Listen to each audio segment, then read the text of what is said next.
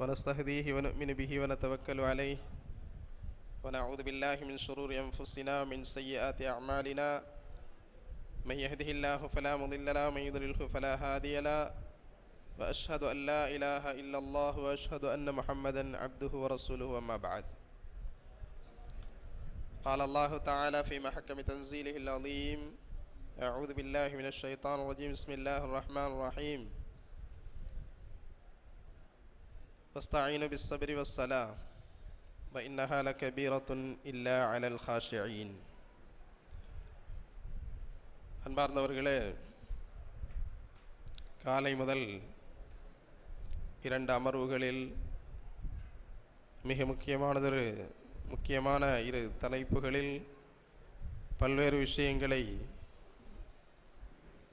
அறிந்த நிலையில், தெளிவடைந்த நிலையில், 3வது அமர்வில் வீடியோ விஷனுக்கான எல்லா ஏற்பாடுகளும் செய்யப்பட்டிருக்கவே வருகை தந்த உங்கள் அனைவருடைய நலனையும் கருத்தில் கொண்டு 5:30 மணி அளவில் நிகழ்ச்சி நிறைவு செய்ய வேண்டும் என்பதற்காகவே வீடியோ விஷன் நிகழ்ச்சி ரத்து செய்யப்பட்டிருக்கிறது. இன்ஷா அல்லாஹ் அடுத்தடுத்த காலங்களில் உங்களுக்கு அந்த நிகழ்ச்சிகள் வீடியோ விஷனில் மிக தெளிவான முறையில் படங்களுடன் தொழுவது எப்படி, உது செய்வது எப்படி என்பது போன்ற காட்சிகள் உங்களுக்கு காண்பித்து விரிவான ஒரு அமர்வு இன்ஷா அல்லாஹ் அதற்குரிய ஏற்பாடுகள் செய்யப்படும். அல்லாஹு ஜல்லஷானஹு தஆலா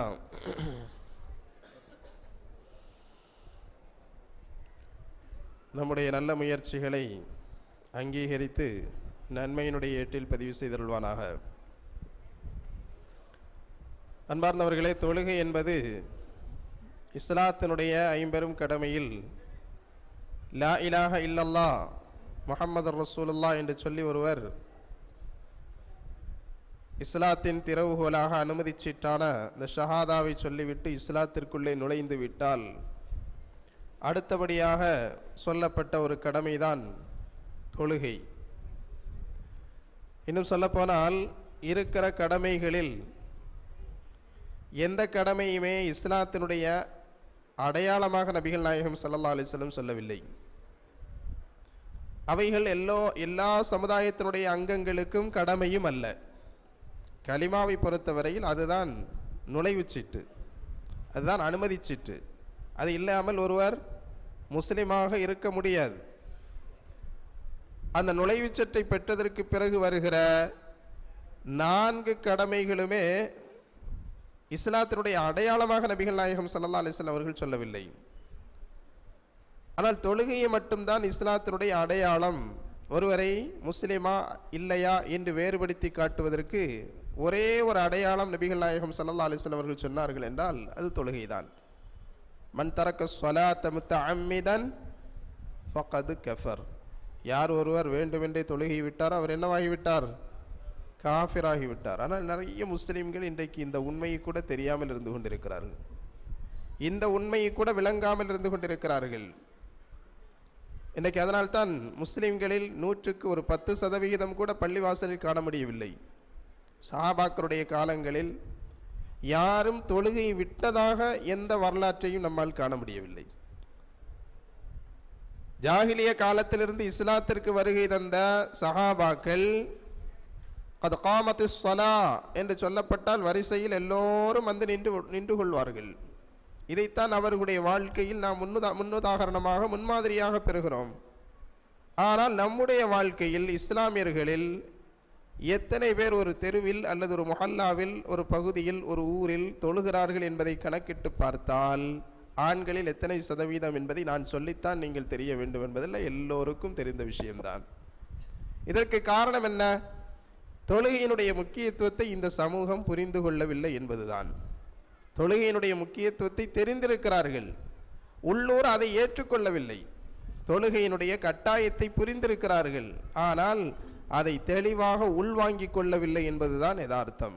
இன்றைக்கு நம்மில் இங்கே குழுமி இருக்கிற மக்களிடத்தில் தொழுகையினுடைய சிறப்புகள் என்ன, தொழுகையினுடைய முக்கியத்துவம் என்ன, தொழாததனால் ஏற்படக்கூடிய பாதிப்புகள் என்ன என்று கேட்டால் நமக்கு சொல்ல தெரியாதா என்ன?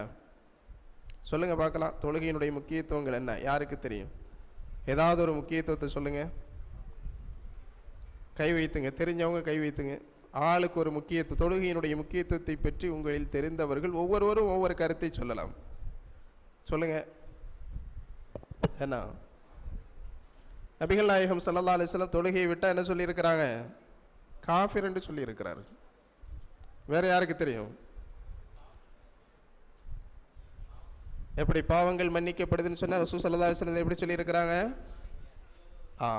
ஒரு நாளைக்கு 5 முறை உங்களுடைய வீட்டு முற்றத்தில் ஓடுகிற ஆற்றில் குளித்தால் எப்படி உடலில் அழுக்கு தங்காதோ, இதுபோல ஒரு நாளைக்கு 5 வேளை நீங்கள் தொழுதால் உடலில் அல்லது உள்ளத்தில் அழுக்குகள் தங்குவதில்லை, பாவங்கள் தங்குவதில்லை. நீங்கள் எல்லாம் பாவக்கரைகளை விட்டும் அப்புறப்படுத்தப்பட்ட பரிசுத்தவான்களாக மாறுகிறீர்கள்.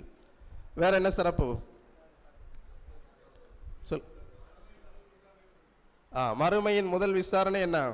கடமைகள் சம்பந்தப்பட்ட விசாரணைகளில் முதல் விசாரணை தொழுகை. வேற என்ன? அது கொஞ்சம் பலகீனமான ஹதீஸ். வேற என்ன சொல்லுங்க? தொழுகையினுடைய முக்கியத்துவத்தை பற்றி வேறு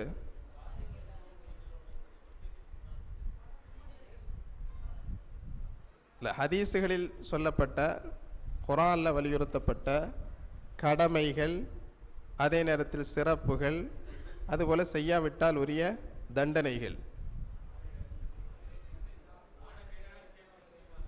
மாஷா அல்லாஹ். இன்ன ஸலாத்த தன்ஹா அனில் ஃபஹ்ஷாஇ வல் முன்கர். தொழுகை என்ன செய்கிறது? மானக்கேடான விஷயங்களையும் அருவருப்பான விஷயங்களையும் விட்டு மக்களை என்ன செய்யுது? நம்ம பண்பட்டவர்களாக மாறணும்னு சொன்னா அதுக்கு அடித்தளமே என்னதான்? தொழுகை. தொழுகையை மேற்கொண்டால்தான் ஒருவர் ஒழுக்க வாழ்க்கையில் செல்ல முடியும், ஒழுக்க மாண்புள்ளவராக மாற முடியும். ஏனென்றால் தொழுகை இல்லை என்று சொன்னால் அல்லாஹ்வை பற்றி அச்சம் எப்படி அவருக்கு இருக்க முடியும்? அந்த வகையில் தொழுகை தான் அதற்கே அடித்தளமாக இருக்கிறது.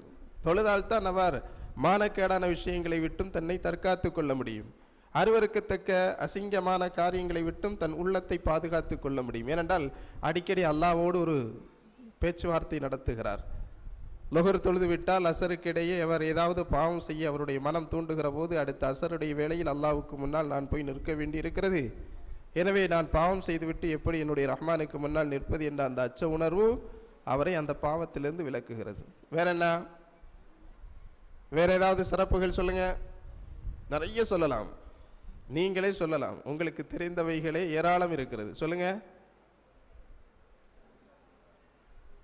தண்டனைகள். சக்கர்.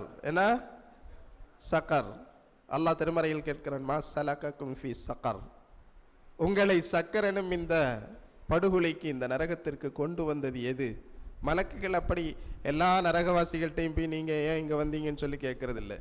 ஒரு குறிப்பிட்ட வகையினர்கிட்ட போய் கேட்கறாங்க, என்னாண்டு நீங்க ஏன் இங்க வந்தீங்க அப்படின்னா என்ன கேட்கறதுனுடைய நோக்கம் என்ன? அப்ப இவங்க முஸ்லீமா இருந்தவங்களாச்சு, இவங்கெல்லாம் சொர்க்கத்தை நம்பினவங்க ஆச்சு, நரகத்தை அஞ்சியவர்களாயிற்று, இஸ்லாமிய முறைப்படி வாழ்வதாக முஸ்லீம்களாக சொல்லி கொண்டவர்களாயிற்று, இவங்கெல்லாம் இங்க வந்து கிடக்குறாங்க என்றுதான் அந்த கேள்விக்கு அர்த்தம். அப்படிதானா இல்லையா? அப்பதான் அவங்க எடுத்த வாய்க்கு என்ன பதில் சொல்றாங்க?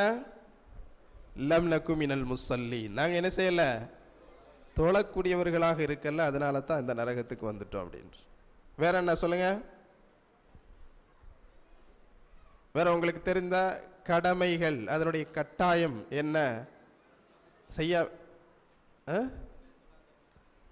கிதாபம் மௌகூதா. அல்லாஹ் என்ன சொல்றான்? நஸ்ஸலாத்த கானத் அலல் முஃமினீன். அல்லாஹ் என்ன சொல்றாங்க?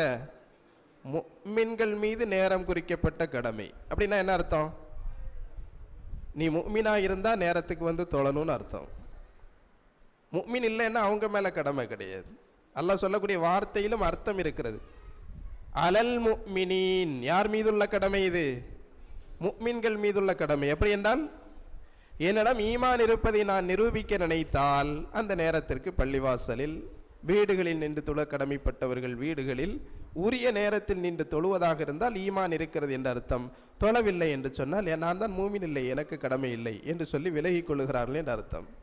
வேற என்ன சொல்லுங்க? தொழுகையினுடைய கட்டாயத்தை எடுத்து உணர்த்தக்கூடிய வசனங்கள் அல்லது ஹதீஸுகள்.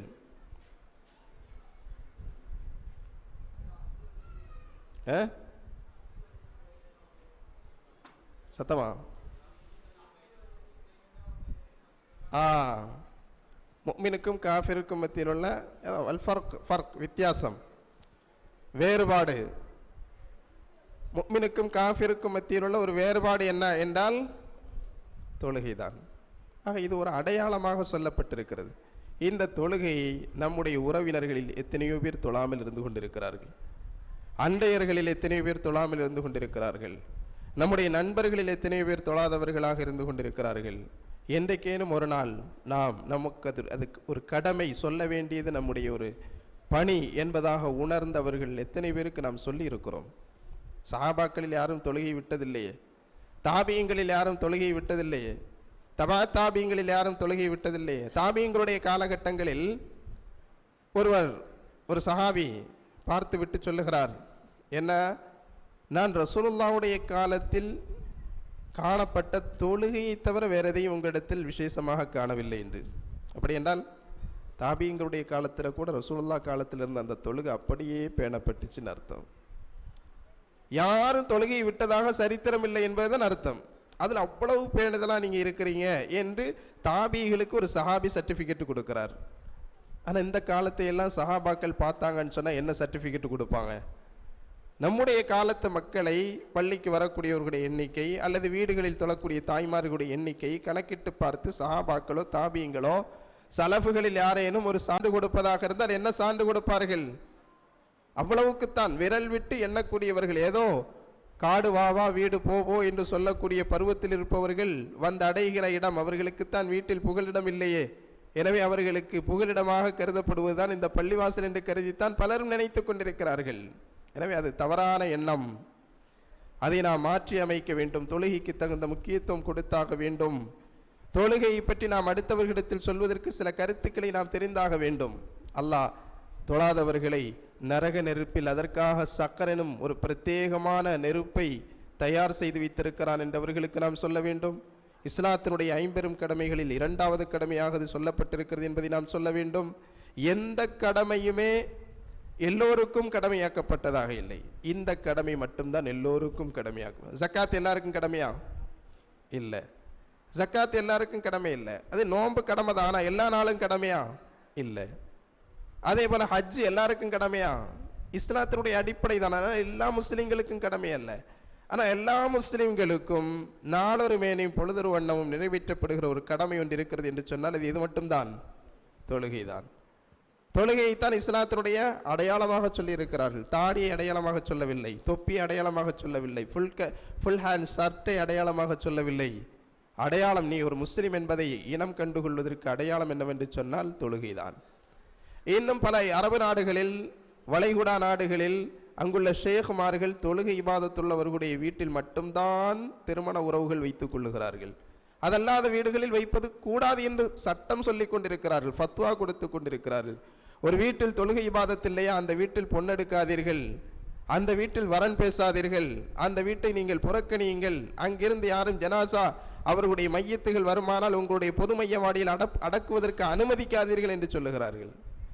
இன்னைக்கு ஊர் நீக்கம் செய்வதாக இருந்தால் இஸ்லாமிய முறையை சரியாக பின்பற்றுகிறவர்களுக்குத்தான் ஊர் நீக்கம் செய்யப்படுகிறது. தொழாதவர்களுக்கு யாருக்காவது ஊர் நீக்கம் செய்யப்படுவதை பார்க்கிறோமா? ஆனால் முறைப்படி, இஸ்லாமிய முறைப்படி ஊர் நீக்கம் செய்வதாக இருந்தால் யாருக்குத்தான் செய்ய வேண்டும்? யார் இஸ்லாமிய வட்டத்தில் வாழ்ந்து கொண்டு தொழுகை நிறைவேற்றாமல் இருக்கிறார்களோ அவர்களுக்குத்தான் முறைப்படி ஊர் நீக்கம் செய்ய வேண்டும். ஏனென்றால் அவர்களை அப்படிப்பட்ட தண்டனைகள் கொடுத்தால் தான் மனம் திருந்துவார்கள், தொழுகையினுடைய முக்கியத்துவத்தை உணர்ந்து கொள்வார்கள். வரதட்சணை வாங்காவிட்டால் ஊர் நீக்கம் செய்கிறார்கள். இஸ்லாமிய முறைப்படி திருமணம் செய்ய வேண்டும் என நினைத்தால் ஊர் நீக்கம் செய்கிறார்கள். வட்டி வாங்கக்கூடாது என்று சொன்னால் ஊர் நீக்கம் செய்கிறார்கள். ஆனால் தொழுகை இல்லை என்று சொன்னால் அவருக்கு ஊரில் ஜமாஅத்தில் முக்கிய போஸ்டிங், முக்கிய பொறுப்புகள் பகிர்ந்தளிக்கப்படுகிறது. இதுதான் இன்றைக்கு சமூகத்தினுடைய நிலையாக இருந்து கொண்டிருக்கிறது.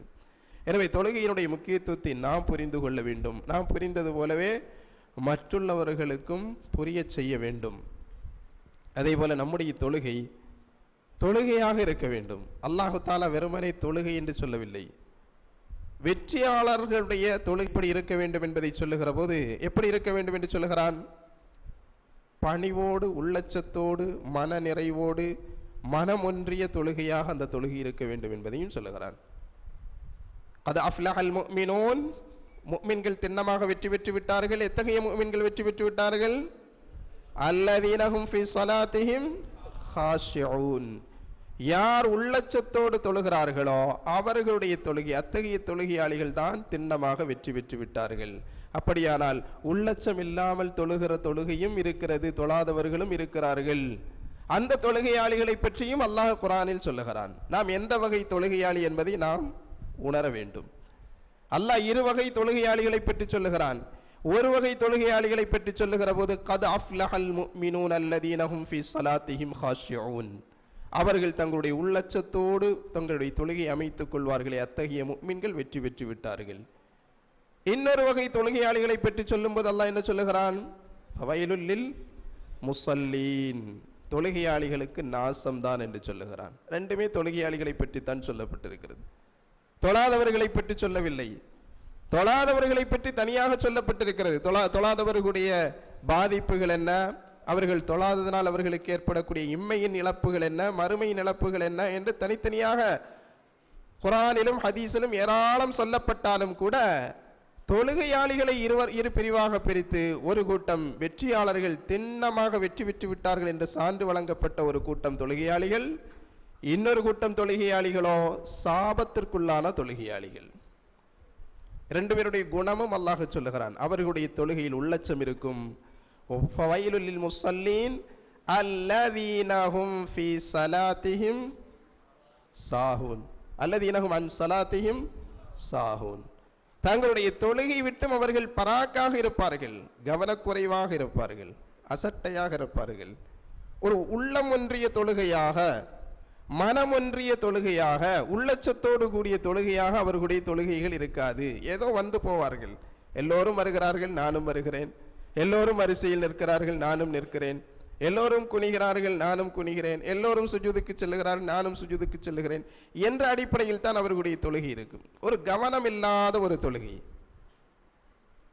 மேலும் அவர்களை பற்றி சொல்லுகிற போது ஹும் யுராஊன் வயம்னஊனல் மாஊன், அவர்கள் முராஅத்திற்காக செய்வார்கள். பிறர் பார்க்க வேண்டும், மெச்ச வேண்டும், பாராட்ட வேண்டும். ரெண்டு குணமும் இருக்கிறது. ஒன்று கவனம் இல்லாமல் தொழுவது, இன்னொன்று பிறர் பாராட்ட வேண்டும் என்பதற்காக தொழுவது.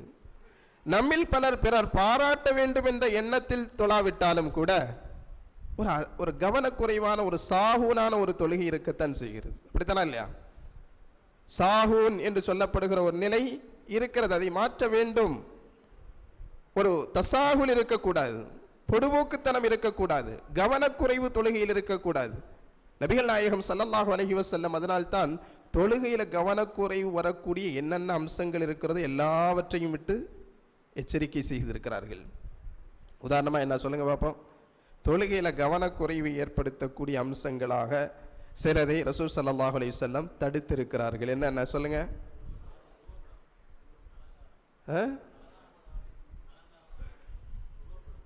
அலங்காரமான ஆடைகள் சொல்லலாம். வேற என்ன?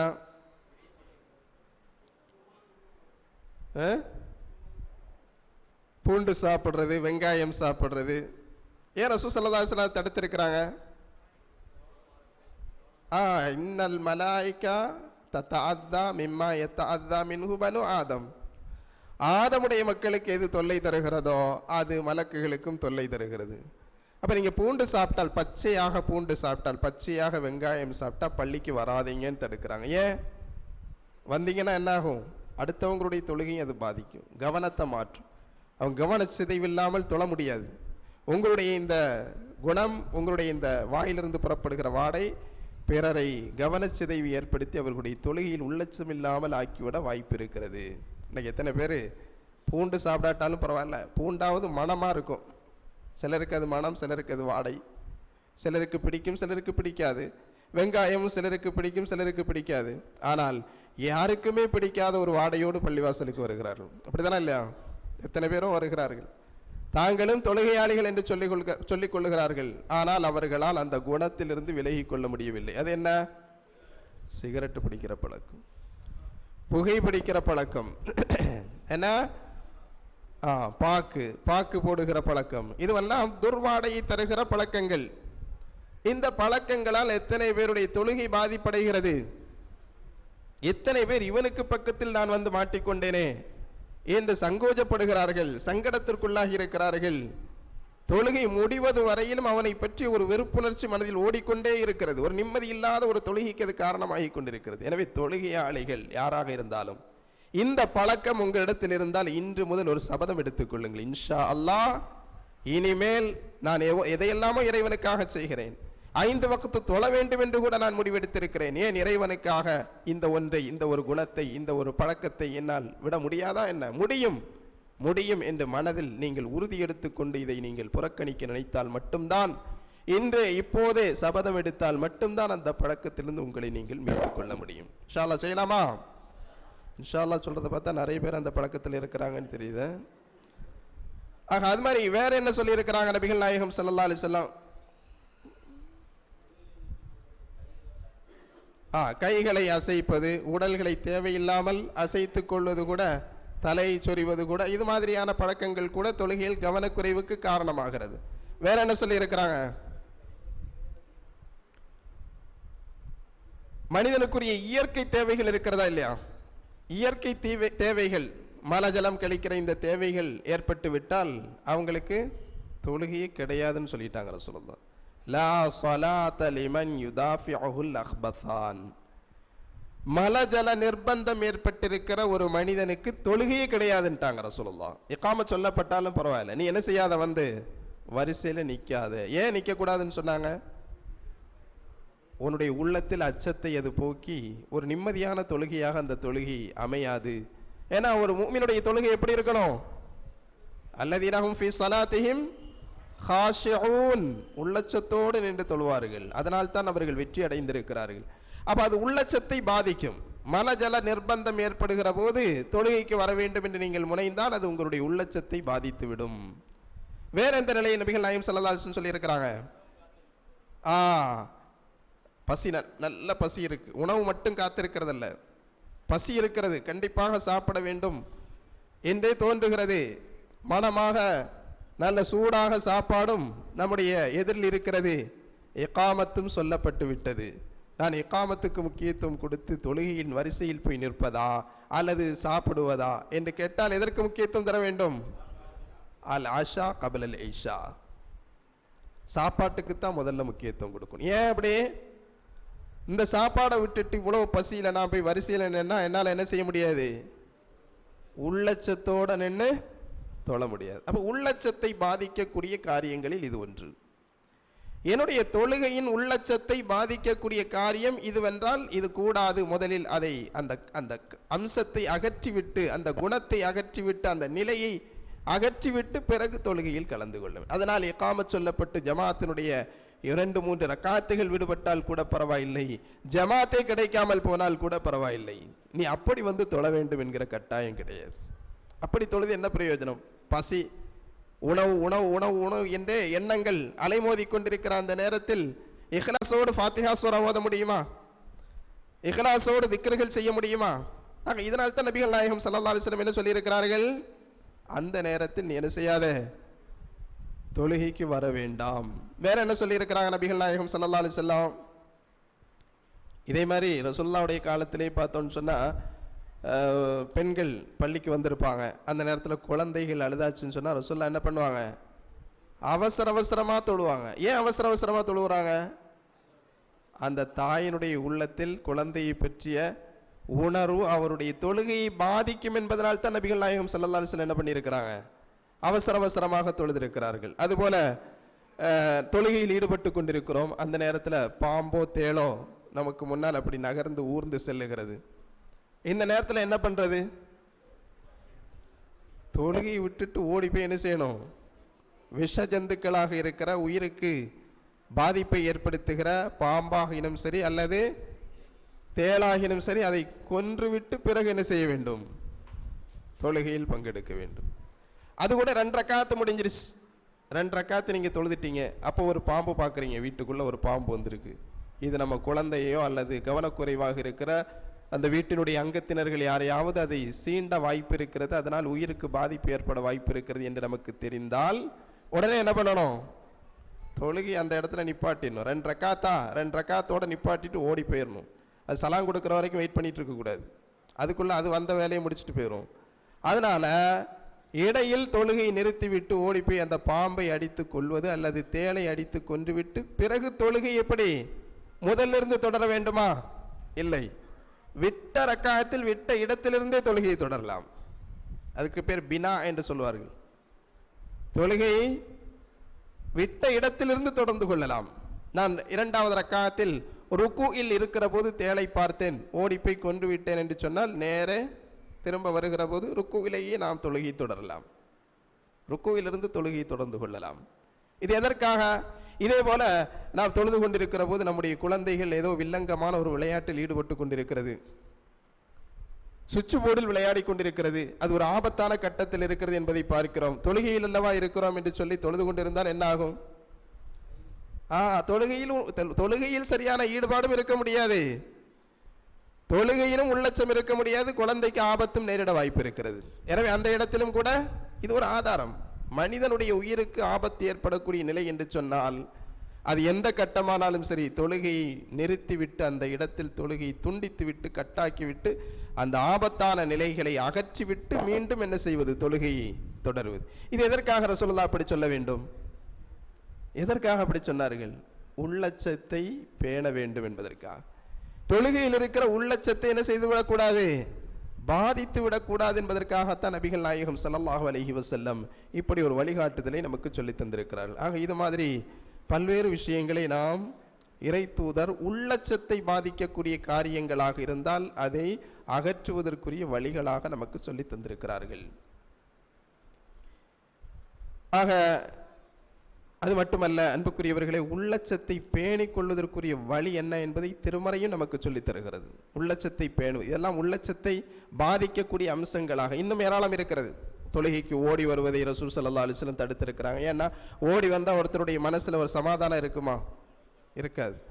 அப்ப அதுக்காகவே முந்தியே வர வேண்டும், உட்கார்ந்து தொழுகை எதிர்பார்த்திருக்க வேண்டும், அதற்கு என்னென்ன சிறப்புகள் இருக்கிறது என்றெல்லாம் ஸல்லல்லாஹு அலைஹி வஸல்லம் சொன்னது கூட தொழுகையின் அந்த அமைதி உள்ளச்சத்தை பேண வேண்டும் என்பதற்காகத்தான், அந்த அமைதி கிடைக்க வேண்டும் என்பதற்காகத்தான். திருமறை நாம் ஆய்வு செய்து பார்த்தோம் என்று சொன்னால் அல்லாஹ் திருமறையில் சொல்லுகிறான், என இஸ்தஈனு பிஸ்ஸபிரி வஸ்ஸலா, உங்களுக்கு ஏதாவது அல்லாஹ்ட்ட கேட்கணும்னு தோணிச்சுன்னு சொன்னா நீங்க தொழுது கேளுங்க, பொறுமையாக இருந்து கேளுங்க. ஏதாவது ஒரு சோதனைகள் வந்திருக்கிற போது அல்லாஹ் இந்த சோதனை உனக்காக நான் தாங்கிக் கொள்ளுகிறேன், இந்த சோதனையை நான் பொறுத்து கொண்டதன் பலனாக எனக்கு இந்த காரியத்தை நிறைவு செய்ததா என்று சொல்லி சோதனையினுடைய கட்டங்களில் பொறுமையாக இருந்து இறைவனிடத்தில் நீங்கள் பிரார்த்தனை செய்யுங்கள் என்று அல்லாஹ் பிரார்த்திப்பதனுடைய ஒரு வழிமுறையை ஒழுங்குமுறையை சொல்லித் தருகிறான். அதே போல இன்னொரு ஒழுங்குமுறையை சொல்லுகிற போது தொழுது நீங்கள் கேளுங்கள் என்று சொல்லுகிறான். சொல்லிவிட்டு அடுத்து அல்லாஹ் என்ன சொல்லுகிறான்? இன்னஹா லகபீரா, தொழுகிறதோ பொறுமையா இருக்கிறதோ எல்லாருக்கும் சாத்தியமாகிற விஷயம் அல்ல, எல்லாருக்கும் அது சாத்தியமாகிற விஷயம் அல்ல, அது எல்லோருக்குமே பாரதூரமான கடுமையான விஷயம். இல்லா அலல் காஷிஈன், யாருக்கு தவிர? உள்ளச்சத்தோட தொழுகிறாங்களா இல்லையா? உள்ளச்சத்தோட தொழுகிறாங்களா இல்லையா? பயபக்தியோட தொழுகிறாங்களா இல்லையா? மனசுல அல்லாஹ்வை பற்றி அச்ச உணர்வோட தொழுகிறாங்களா இல்லையா?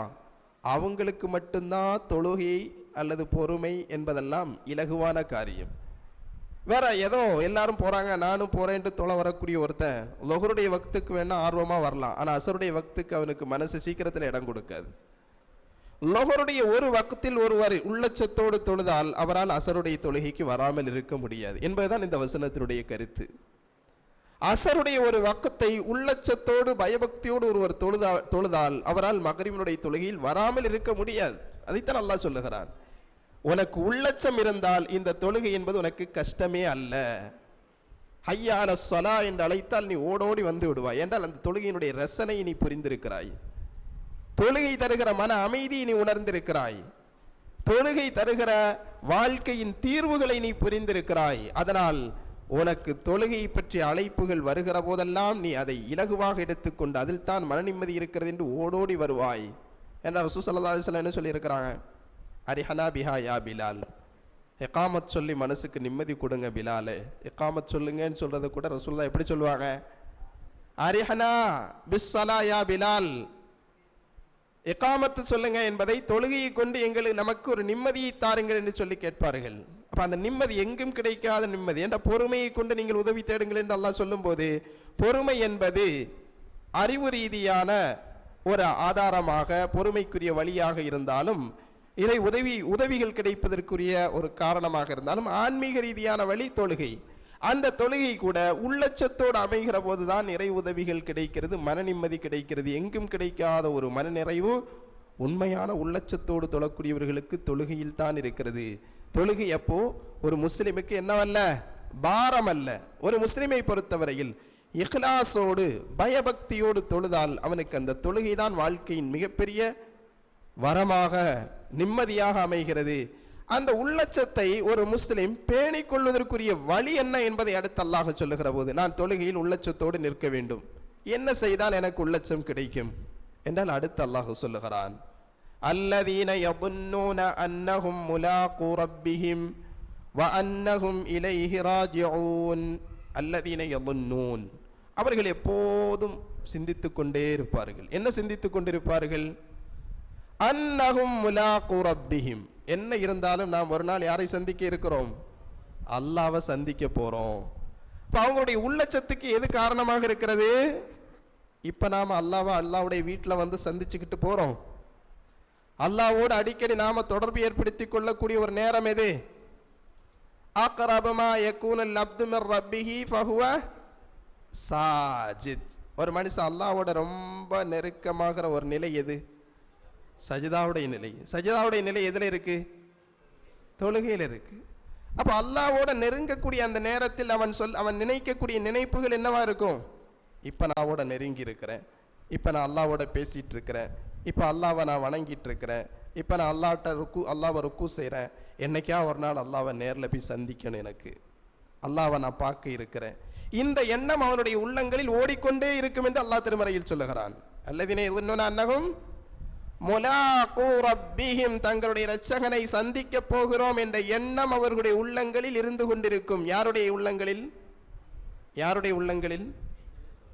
உள்ளச்சத்தோடு தொழுகிறவர்களுடைய உள்ளங்களில் ஓடுகிற எண்ணத்தை அல்லாஹ் சொல்லுகிறான். தொழுகையில உள்ளச்சத்தோடு தொழுகிறாங்களா இல்லையா? அந்த உள்ளச்சம் அவர்களுக்கு வர காரணமாக இருந்த சிந்தனை என்ன? அல்லாஹ் ஒரு நாள் நான் சந்திக்க போறேன். அது இன்னைக்கா இருக்கலாம், நாளைக்கா இருக்கலாம், என்னைக்குங்கிறது நான் முடிவு செய்யறதல்ல. அதை முடிவு செய்யறது யாரு? அல்லாஹ் தான் முடிவு செய்ய இருக்கிறான் என்பதை எண்ணுகிற போது மனதில் என்ன வந்து விடுகிறது? தொழுகையில் உள்ளச்சம் வந்து விடுகிறது, பயபக்தி வந்து விடுகிறது. பக்தி தான் எல்லா இபாதத்திலுமே எதுதான் மிக முக்கியமானது, தேவையானது பக்தி. பக்தி இல்லை என்று சொன்னால் அது வெறும் விழலுக்கு இறைத்த நீராகத்தான் மாறிவிடுகிறது. அதே போல தொழுகையில் நெருங்குகிற விஷயத்தை பற்றி அல்லாஹ் மற்றொரு வசனத்தில் சொல்லுகிற போது உள்ளச்சத்திற்குரிய இன்னொரு வழியை சொல்லித் தருகிறான். உள்ளச்சத்தை ஏற்படுத்திக் கொள்ள வேண்டுமா? முதலில் எப்போதும் அல்லாஹ்வை நீ சந்திக்க இருக்கிறாய் என்ற எண்ணம் உன்னுடைய மனசில் வர வேண்டும். அடுத்து இன்னொரு வழிமுறை என்ன? யா அய்யுஹல்லதீன ஆமனு லா தக்ரபுஸ் ஸலாத வ அன்தும் சுக்காரா. அடுத்து அல்லாஹ் என்ன சொல்றான்? ஹத்தா தஅலமு மா தகூலூன். ஹத்தா தஅலமு, முஃமின்களே போதையில் இருக்கும்போது, குடிபோதையில் இருந்து கொண்டு தொழுகைக்கு வராதீங்க. குடிபோதையில் இருந்துட்டு தொழுகைக்கு வராதீங்க. வஅன்தும் சுக்காரா. ஏன் அல்லாஹ் குடிபோதையில் இருந்துட்டு தொழுகைக்கு வராதீங்கன்னு சொல்றான்? அதுக்கு அடுத்து ஒரு காரணம் சொல்றான். என்னாண்டு, நீங்க தெளிவாகிற வரைக்கும். அந்த தெளிவு எப்படி தெளிவுன்னு சொன்னா, ஹத்தா தஅலமு மா தகூலூன், தொழுகையில நீங்க என்ன சொல்றீங்களோ அதை நீங்கள் விளங்கிக் கொள்ளும் அளவிற்கு தெளிவடைய வேண்டும். இன்னைக்கு நம்ம தெளிவா தான் இருக்கிறோம், ஆனா தொழுகையில என்ன சொல்றோங்கிறது தான் என்ன செய்யல, விளங்கல். அப்படித்தானே இல்லையா? அல்லாஹ் என்ன சொல்றான்? தொழுகைக்கு வரும்போது நீங்க எப்படி வரணும்? நீங்க என்ன சொல்றீங்கிறது உங்களுக்கு புரியணுங்கிறான் அல்லாஹ். நம்மள எத்தனை பேருக்கு அல்லாஹ் அக்பருடைய அர்த்தம் கூட புரியாதவர்களாக தொழுகையில் நின்று கொண்டிருக்கிறோம். சுப்ஹான ரப்பியல் அலீம் என்று சொல்லுகிறோம், ஆனால் போதை இல்லை, மிக தெளிவாகத்தான் இருக்கிறோம். சுப்ஹான ரப்பியல் அலீம் என்பதனுடைய அர்த்தம் புரியாமல் நின்று கொண்டிருக்கிறோம். மிக தெளிவாகத்தான் இருக்கிறோம். சுப்ஹான ரப்பியல் அலா என்பதனுடைய பொருள் தெரியாமல் இருக்கிறோம். அல்லாஹ் என்ன சொல்லுகிறான்? ஹத்தா தஅலமு மா தகூலூன், தொழுகையில் நீங்கள் என்ன சொல்லுகிறீர்களோ அதை நீங்கள் விளங்கிக் கொள்ளும் வரை நீங்கள் உணரும் வரை, நீங்கள் புரியும் வரை தொழுகை பக்கம் வராதீங்க. அது வரைக்கும் நீங்க தொழுகை பக்கம் வராதீங்க. அப்போ இது எதற்காக அல்லாஹ் அப்படி சொல்ல வேண்டும்? நீங்கள் என்ன தொழுகையில் சொல்லுகிறீர்கள் அது உங்களுக்கு புரிய வேண்டும். அது வரைக்கும் தொழுகைக்கு வராதீங்கன்னா, அப்படி புரிந்தால் தான் தொழுகையில் என்ன இருக்கும்? ஈடுபாடு இருக்கும். நான் என்ன சொல்றேன் எனக்கு தெரியாது, வெறும் மந்திர சொல்லாகவே சொல்லிக் கொண்டிருக்கிறேன். அப்ப எப்படி எனக்கு தொழுகையில் ஒரு சரியான ஈடுபாடு வர முடியும்? இன்றைக்கும் பலருக்கு தொழுகையில் இமாம் சப்தமாக சொல்லுகிற வார்த்தைகளுக்கே பொருள் தெரியாமல் இருக்கிறது. வேண்டுமானால் அல்லாஹ் அக்பருக்கு பொருள் தெரிந்திருக்கலாம். சமிஅ அல்லாஹு லிமன் ஹமீதா என்ன பொருள்? எத்தனை பேருக்கு தெரியும்? சொல்லுங்க, யாராவது சொல்லுங்க. முழு அர்த்தம் சமிஅ அல்லாஹு லிமன் ஹமீதா. இமாம் இப்படி சொல்லும்போது எல்லாரும் என்ன சொல்லணும்? இமாம் மட்டும்தான் இதை சொல்லணும், அப்படித்தானே இல்லையா? இமாம் ஜமாத்தோடு தொழும் போது இமாம் மட்டும் சொல்லணும், மாமூங்களா இருக்கிறவங்க இது சொல்லக்கூடாது. இமாம் என்ன சொல்றாரு? அப்படி நம்ம எல்லாருமே தொழுகையாளிகள் தான். எத்தனை பேருக்கு தெரியும் இமாம் இதைத்தான் சொல்றாருன்னு? அல்லாஹ் உள்ளச்சத்திற்கு வழி சொல்லி தருகிறான். சமிஅ அல்லாஹு லிமன் ஹமீதா பொருள் தெரிந்தவங்க சொல்லுங்க. புகழக்கூடியவர்களின் புகழை அல்லாஹ் செவியேற்கிறான். இப்ப நான் அல்லாஹ்வை புகழ்ந்துட்டு இருக்கிறேன் அப்படின்னு சொன்ன உடனே தான் எல்லாரும் புகழ ஆரம்பிக்கிறாங்க. என்னாண்டு? ரப்பனா வலக்கல் ஹம்து அல்லாஹும்ம ரப்பனா லக்கல் ஹம்து மில் அஸ்ஸமாவாதி வமில் அல் அர்தி வமில் அமா ஷிஅத மின் ஷைஇன் பஅத். அல்லது இது மாதிரியான என்னென்ன புகழுக்குரிய வார்த்தைகள் இருக்கோ இதையெல்லாம் சொல்லி எப்ப புகழ்றோம்? இமாம் இப்படி ஒரு வாசகத்தை சொன்னோன்னு அப்படியே நம்ம அல்லாஹ்வை புகழணுங்கிற அந்த ஒரு மன எண்ண ஓட்டம் வருகிறது, உடனே புகழ்ந்துடுறோம். அப்படிதானே இல்லையா? அப்ப கேட்டுங்க, அல்லாஹ் புகழக்கூடியவர்களுடைய புகழை எல்லாம் செவிமடுத்துக் கொண்டிருக்கிறான் என்று சொன்னோடனே அப்படியா ரப்பனா லக்கல் ஹம்த். அப்ப அந்த சொல்லக்கூடிய வார்த்தையும் அதை ஏற்று நாம் அளிக்கிற பதிலும் உள்ள ஈர்ப்பை ஏற்படுத்த வேண்டும் என்றால் இமாம் என்ன சொல்லுகிறார் என்று தெரிய வேண்டும். அதை கேட்டு நாம் என்ன சொல்லுகிறோம் என்பது நமக்கு தெரிய வேண்டும். இதை தெரியாத பட்சத்தில் உள்ளச்சம் ஏற்பட வேண்டும் என்று சொன்னால் அது எப்படி ஏற்பட முடியும்? இன்னும் நம்ம எத்தனையோ பேருக்கு லா ஸலாத்த லிமன் லம் யக்ரா பிஃபாத்திஹத்தில் கிதாப், ஃபாத்திஹா சூரா ஓதவில்லை என்றால் தொழுகை இல்லை என்று ரசூல் ஸல்லல்லாஹு அலைஹி வஸல்லம் சொன்னார்களே, இந்த ஃபாத்திஹாவிற்காவது பொருள் முழுமையாக தெரிந்தவர்கள் எத்தனை பேர் இருக்கிறார்கள்? எத்தனை பேருக்கு தெரியும்? ஃபாத்திஹா சூராவில் இதைத்தான் நான் உண்மையிலேயே ஃபாத்திஹா சூராவினுடைய பொருளை ஒருவர் உணர்ந்தால் அவர் தொழுகையை ரசிக்காமல் இருக்க முடியாது, தொழுகையில் ஒரு மன நிம்மதியை உணராமல் இருக்க முடியாது. அவ்வளவுக்கு அர்த்த புஷ்டியுள்ள கருத்தாளமிக்க இறைவனை, இறை அடியானையும் இறைவனையும் தொடர்பு படுத்தக்கூடிய உண்மையான ஒரு முனாஜாத்தை, ஒரு பேச்சுவார்த்தை இருவருக்கு மத்தியில் ஏற்படுத்துகிற உணர்வை தருகிற வாசகங்கள் அடங்கிய ஒரு சூரா என்பதனால் தான் இறை தூதர் ஸல்லல்லாஹு அலைஹி வஸல்லம் இந்த சூராவை ஓதவில்லை என்றால் தொழுகையே இல்லை என்று சொன்னார்கள். ஓதுகிறோம், ஆனால் என்ன என்று தெரியாமல் ஓதினால் எப்படி அது ஒரு உண்மையான தொழுகையினுடைய உயிரோட்டத்தை நமக்கு தர முடியும்? அதைத்தான் அல்லாஹ் திருமறையில் சொல்லுகிறான். யா அய்யுஹல்லதீன ஆமனூ, முஃமின்களே, லா தக்ரபுஸ் ஸலா, தயவு செய்து தொழுகைக்கு வந்துராதீங்க, தயவு செய்து தொழுகைக்கு வந்துராதீங்க. தயவு செய்து அல்லாஹ் சொல்லல, நான் என்ன செய்றேன்? உங்கள்கிட்ட சொல்றேன். அல்லாஹ் சொல்லக்கூடிய வார்த்தையை வச்சு சொல்றேன். என்ன? லா தக்ரபுஸ் ஸலா, தொழுகைக்கு வந்துராதீங்க. வஅன்தும் சுக்காரா, எந்த நிலையில? போதை. என்ன போதை? ஹத்தா தஅலமு மா தகூலூன், நீங்க என்ன சொல்றீங்கிறது புரியாத ஒரு போதை. அப்படி வரும்போது என்ன ஆகும்? தொழுகையில உள்ளச்சம் இருக்காது. அப்படி ஒரு தொழுகை நீங்க தொழ தேவையில்லை. இப்ப நம்ம எல்லாரும் தொழுகிறோம், அல்ஹம்துலில்லாஹ், தொழுகை இபாதத்துள்ளவர்கள் தான் இந்த அவையில் அமர்ந்திருக்கிறோம் என்றாலும் தொழுகையினுடைய குவாண்டிட்டி அல்ல குவாலிட்டி தான் இங்கே முக்கியமானது. நாம் எத்தனை வக்துகள் தொழுகிறோம், எத்தனை ரக்காத்துகள் தொழுகிறோம் என்பதல்ல, தொழுகிற ரக்காத்துகள் எந்த அளவிற்கு தரமிக்கதாக இருக்கிறது என்பதுதான் முக்கியம். அதனுடைய தரத்தை உயர்த்தி கொள்வதற்குரிய முயற்சிகள் செய்ய வேண்டும். எப்போதோ காலத்தில் ஒரு காலம் பயன்படுகிற அல்லது நம்முடைய மரணம் வரைக்கும் நம்முடைய வாழ்க்கையின் தேவையாக இருக்கிற ஒரு கல்விக்காக வேண்டி காலம் முழுக்க ஒதுக்குகிறோம். 12 ஆண்டுகள் பள்ளி பாடங்களுக்கும், பிறகு 6 ஆண்டுகள் 8 ஆண்டுகள் கல்லூரி பாடங்களுக்கும் நேரங்களை ஒதுக்குகிற இந்த சமுதாயம் எனக்கு இம்மைக்கும் மறுமைக்கும் பயன் தரும் வகையில் உள்ள ஒரு கல்வியாக என்னுடைய வாழ்நாள் முழுக்க நான் உச்சரித்துக் கொண்டுகிற வாசகங்களாக எத்தனையோ 1000 வாசகங்கள் இருக்கிறது, எத்தனையோ நூற்றுக்கணக்கான அர்த்தம் புதிந்த வாசகங்கள் பிரார்த்தனைகளாகவும் திக்ருகளாகவும் அதஐயாக்களாகவும் அதுக்காறுகளாகவும் இருந்து கொண்டிருக்கிறது. அவைகளை படிக்கவோ தெரியவோ மனதில் இருத்திக் கொள்ளவோ நம்முடைய சமூகம் முன்வரவில்லை என்று சொன்னால் இந்த தொழுகை எப்படி இறைவனிடத்தில் நமக்கு ஷஃபாஅத்திற்குரியதாக, பரிந்துரைக்குரியதாக, இந்த தொழுகை நம்மிடத்தில் நம்மை இறைவனோடு நெருக்கக்கூடியதாக எப்படி அமைய முடியும் என்பதை அன்புக்குரியவர்களை சிந்தித்துக் கொள்ள வேண்டும். எனவே நம்முடைய தொழுகைகளை குவாலிட்டியான ஒரு தொழுகையாக, தரம் வாய்ந்த தொழுகைகளாக மாற்றிக்கொள்வதற்கு நாம் யாவரும் முயற்சிப்போமாக.